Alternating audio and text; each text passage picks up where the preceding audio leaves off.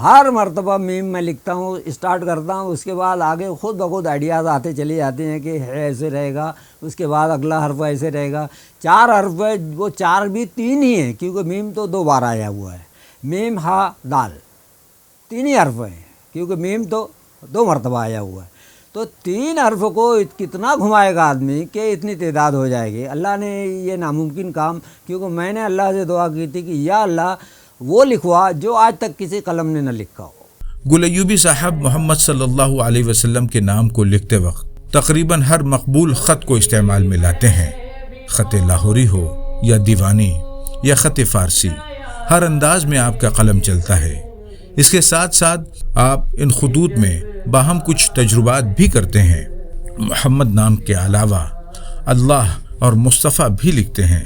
بعض مرتبہ اللہ کے نام میں محمد صلی اللہ علیہ وسلم کے نام کو بھی ملا کر لکھتے ہیں اور ایک الگ طرز کا مخطوطہ وجود میں آتا ہے. ایک خاص بات یہ بھی ہے کہ آپ ان ناموں کو لکھنے میں پینسل کا استعمال ہی نہیں کرتے، بلکہ جب بھی لکھتے ہیں ڈائریکٹ لکھنا شروع کر دیتے ہیں.